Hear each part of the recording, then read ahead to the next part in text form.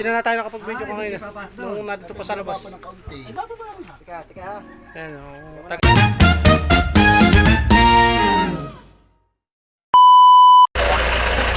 So yun mga idol, magandang araw. For this video ay dito tayo sa Barangay Magsaysay. At ipapaayos natin yung wiring na itong jeep mga idol. At wala itong wiring ay. Huwag kayo iiyak. Bali, nakaano naman na ito.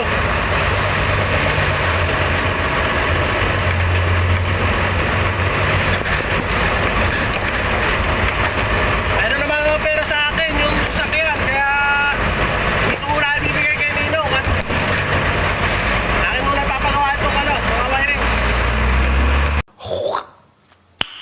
Nice. Nakapipinturahan natin yung yung flooring para hindi kinakain ng kalawang mga idol. Baliw.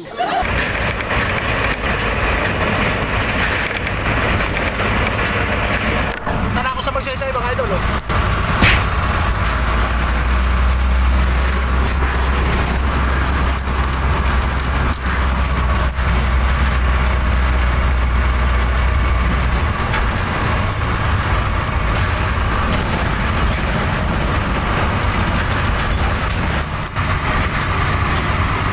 Bali, papagawa ko lahat ng mga kusina, blaster, stoplight, saka yung taillight, sa coach. Wala yung mga ganun na eh. Tapos ay medyo may natagas pa doon sa gulong ito. Kaya, parang repacking. Natagas yung fluid sa gulong. May nag-relic.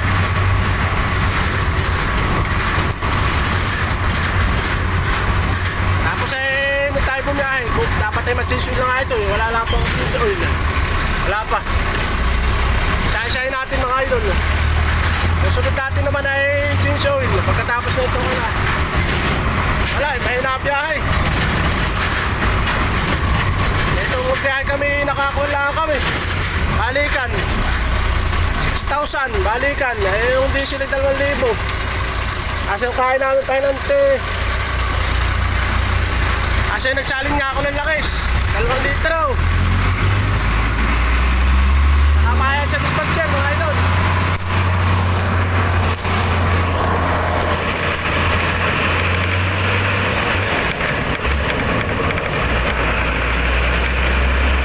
Na guys, let's go.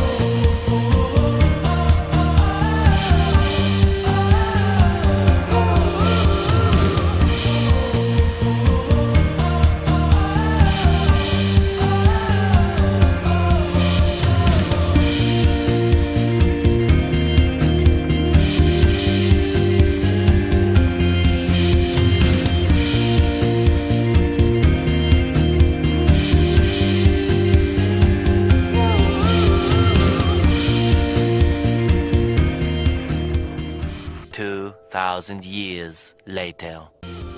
So yun nga mga idol, narito na tayo sa Barangay Magsaysay. Nakarating na tayo at pinarada na din natin itong ating dalang monster jeep at para ma-check up ng aking pinsan dahil nga siya magkakabit ng ating wirings. So bali nga mga idol, nung matapos nga nila ma-check up yung mga kailangan check upin, ayan, pinutusan naman akong bumili dito sa bayan ng mga pyesa at ito muna ang kaganapan mga idol.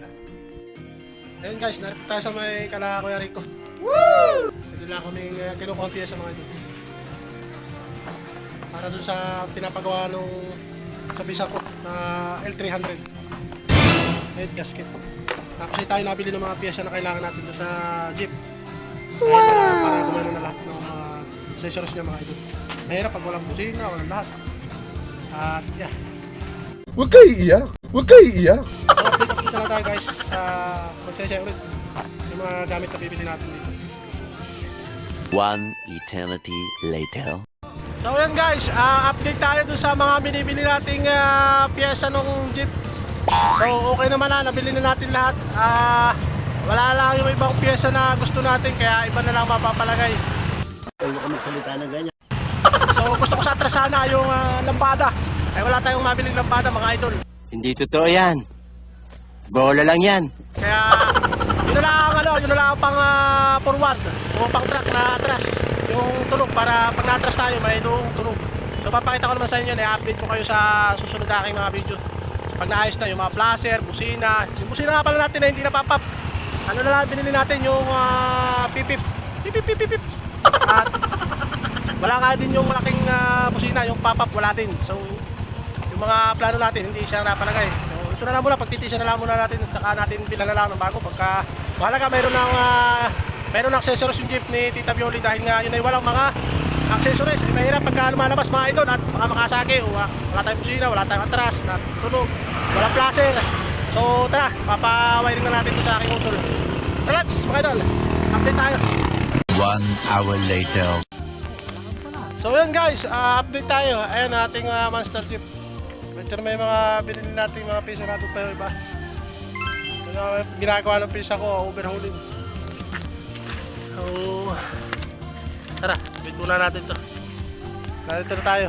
Ating muna yung pagkakabit to sa pindo sa pisa ko. Sa pisa ko nagagawa nito eh. Ayan na nga mga idol, yung mga pinagbibili kong mga counting pyesa ng sasakyan. Bali, nandun pa yung iba, hindi ko na napakita yung iba dahil nandun sa hulihan ng jeep. At ito na nga pala yung mga kaganapan mga idol.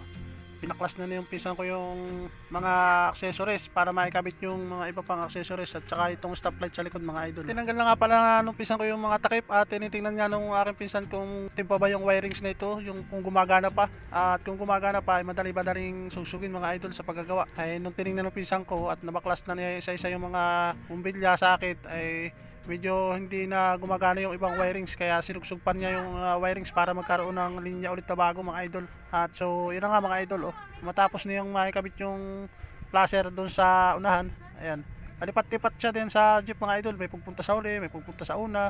At yan, mga bata naman ay tuloy ang paglalaro dito habang ako nagbibideo. At sinama ko na dito sa ating simpleng vlogs mga idol, aking mga pamangkin.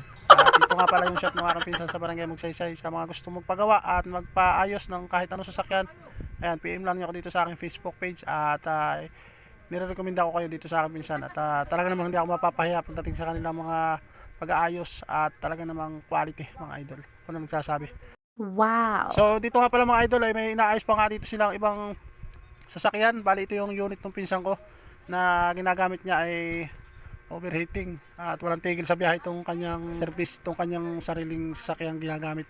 Walang humpay ang biyahe nito mga idol, walang lagot. Kaya ayan, nung magkaroon ng problema siya din na nag-ayos mga idol. Tsaka yung nga palang pinsan ko yung nakapula, pinsan ko din yan. Kahit anong ipaayos din yung sasakyan, kaya din ang pinsan yan, si pinsan Jabo. Ayan, shout out sa Mag-Utol.